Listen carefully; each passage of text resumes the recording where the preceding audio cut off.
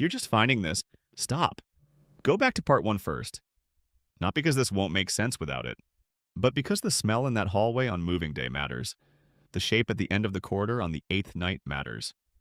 The way my grandmother's hand tightened on that box the first time she walked through that front door, that matters more than anything. Details like that only land once. Go back and get them. For those of you who watched part one, you already know what kind of story this is. You already know it doesn't resolve cleanly. You already know I still sleep with the full overhead light on. What you don't know yet is what my 6-year-old cousin Maya started hearing outside her window at night in the second week. What she described with the complete matter-of-fact certainty of a child who sees no reason to be anything other than direct.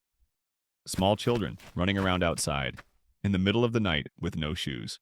You don't know yet what happened to my uncle's hand that Tuesday afternoon, or what happened to my grandmother at the kitchen counter 4 days after that, or the expression on her face when I looked up from my homework. That expression is the part I want to tell you about most. Because it wasn't pain. It wasn't shock. It was recognition. Like she had been waiting for proof of something she already knew. And that more than the shape in the hallway, more than anything that happened in the first week, was the moment I understood that whatever was in that house had been there long before we arrived. Let's continue. The second week. Maya. Maya was 6 years old, and she was the kind of 6-year-old who made you feel like the world was a reasonable place.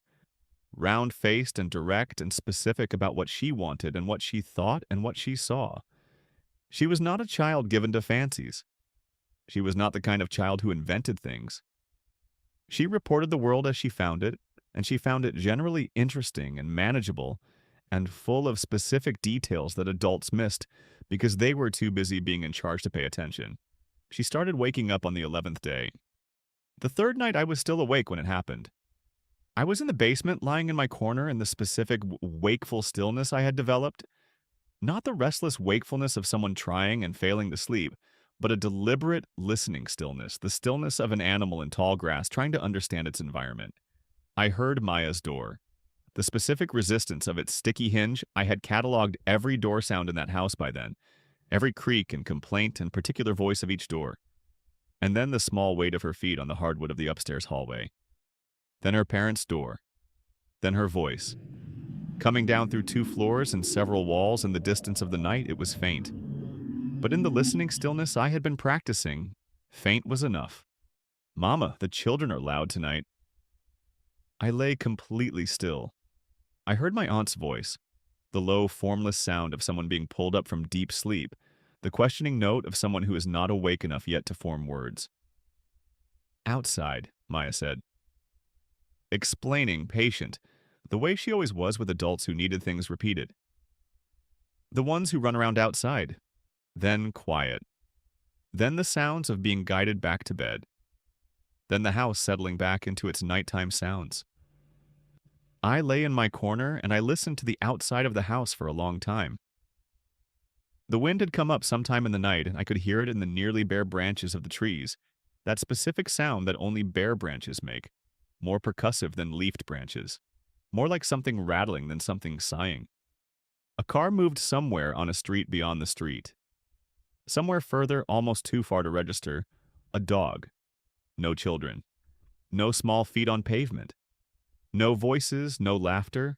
No the specific sound of children playing outside in the way that always manages to sound both ordinary and slightly uncanny when it comes through walls at night. Nothing that would explain what Maya heard. Nothing that belonged outside that window. I found her in the morning at the kitchen table before the adults were fully gathered.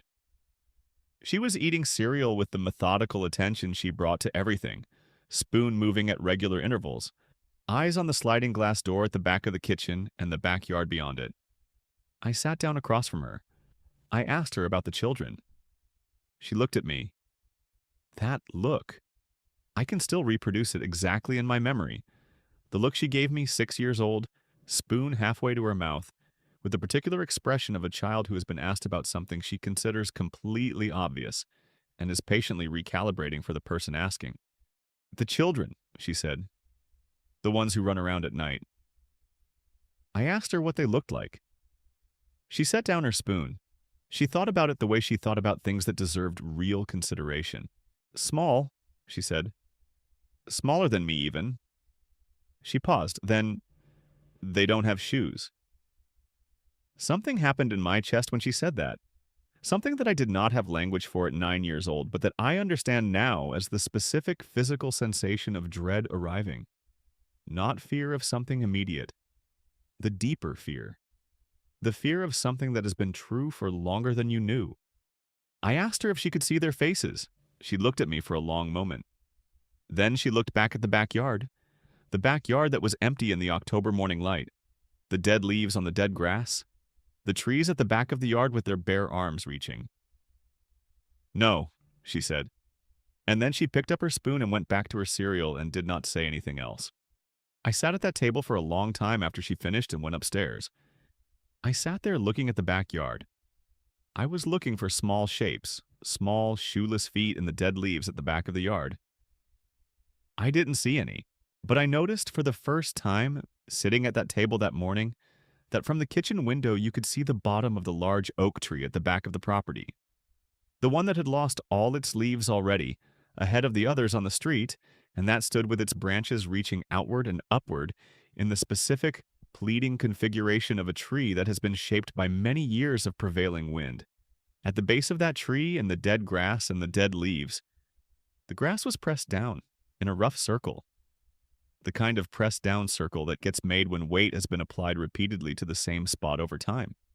The size of the pressed down circle. Small feet, running. I closed my eyes. I opened them again. The yard was just a yard. The pressed down circle was probably nothing. Probably a garden feature I hadn't noticed.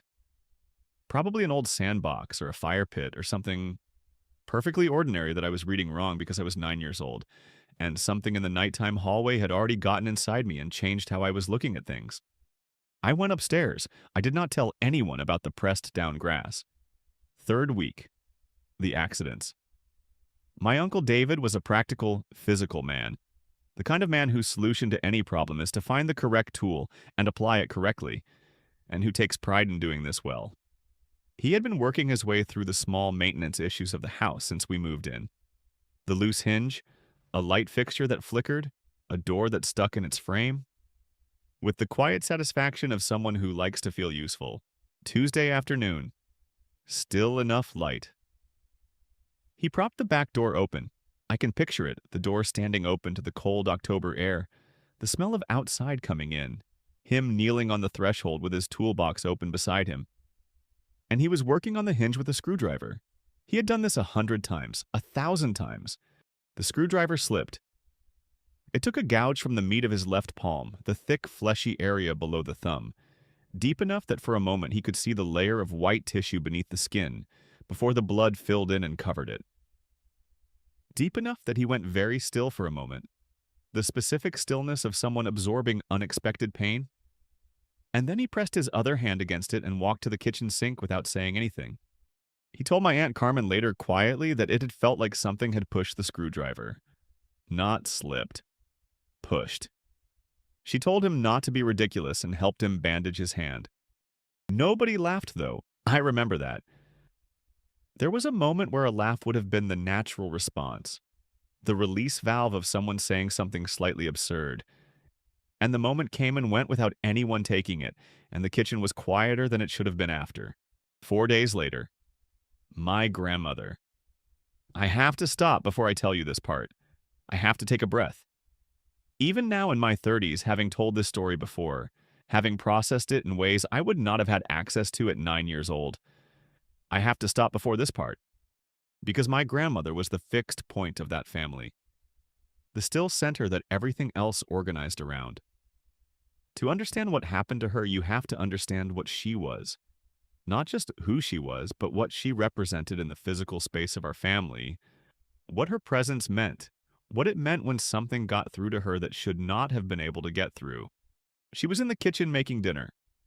Something simple. The kind of thing she could make without thinking, had made 10,000 times, the muscle memory so deep it required no conscious attention. The grater was a standard box grater, the kind with 4 different sides, the fine side facing her. She was moving with the efficiency she always moved with. No wasted motion, no hesitation, the confidence of hands that know exactly what they are doing. I was at the kitchen table doing homework. I was aware of her the way you are aware of something familiar and safe. Peripherally, warmly. The way you're aware of a fire when you're reading near it. I was not looking at her. And then the sound. A single sharp intake of breath. Not a scream. Not a cry. The sound a body makes in the instant before the mind has finished processing what has happened. Pure reflex, pure animal response. The breath sucked in because the nervous system has already understood something that consciousness is still catching up to. And then my grandmother's voice. Saying my mother's name. Just that. Just the name. In a tone I had never heard her use. Would never hear from anyone again. The tone of someone who is holding themselves together by the thinnest thread imaginable. The tone of absolute control applied to something that should have broken it. My mother came into the kitchen. She stopped in the doorway. I looked up from my homework. My grandmother was standing at the counter with her left hand held in her right, and blood was running down her wrist in a thin, continuous line, and falling from the heel of her hand onto the counter below in a sound that I became aware of slowly. That particular sound becoming audible to me in stages as my brain assembled what I was seeing. I looked at the grater, the tip of her index finger, a piece of her, still caught in the fine grating surface. Catching the kitchen light, I looked at my grandmother's face. She was not looking at her hand. She was not looking at the blood running down her wrist. She was not looking at my mother in the doorway or at me at the table or at anything that was reaching toward her or trying to help her. She was looking at the grater, at the object itself, and her face. Her face had an expression on it that I had never seen there before, and that I have spent years trying to find language for, and the best I can do, the closest I can get, is this. She looked like someone who had just been shown proof of something they had already suspected. Not shock, not pain, not even fear exactly. Recognition. The slow, terrible, full-body recognition of someone who has been trying not to know something and has just been shown that they know it. My mother crossed the kitchen and took her hand and ran the water and did what needed to be done, and my grandmother let her, stood there and let herself be handled with a passivity I had never seen from her, while that expression stayed on her face. Not leaving, not changing, just present, the way a truth is present once it arrives. I was sent to the basement. I went. But I stopped in the doorway first, just for a moment. Just long enough to look back. My grandmother was sitting at the kitchen table with her bandaged hand in her lap. My mother was making tea. The kitchen was quiet except for the kettle. My grandmother was looking at the window above the sink. Outside the window, the backyard was getting dark, the October dusk arriving earlier every day now, and the oak tree at the back of the yard was a black shape against the darkening sky, its bare arms reaching. She was looking at the tree. Her face was still. She cooked in that kitchen, in any kitchen, exactly one more time before we left that house. She made tea. She boiled water and poured it, and that was the extent of her relationship with that kitchen. From that afternoon until the morning, we packed our things and left. My aunts took over the cooking without being asked. Nobody discussed it. The accommodation was made the way the accommodation of an unspoken thing is always made. Quietly, carefully, with everyone pretending the thing is not the thing it is. The fourth week they came inside. I have been building toward this.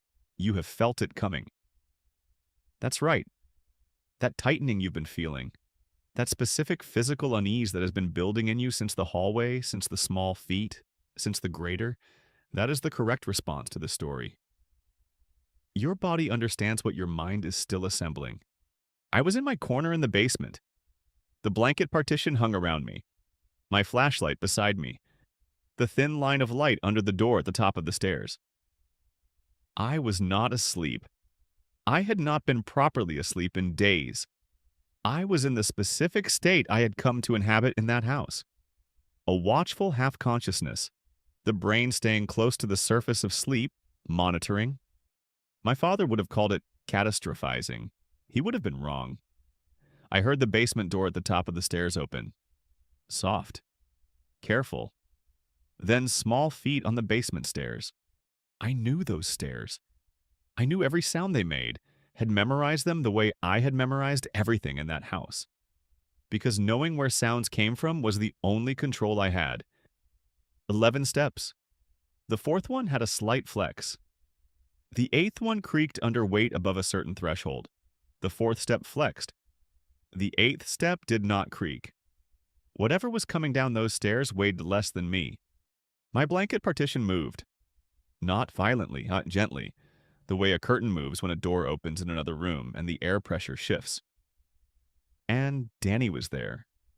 Standing at the edge of my space in his blue pajamas, looking at the foot of my mattress with an expression I had never seen on his face before and that I hope I never see on a child's face again. Not fear exactly. Something past fear.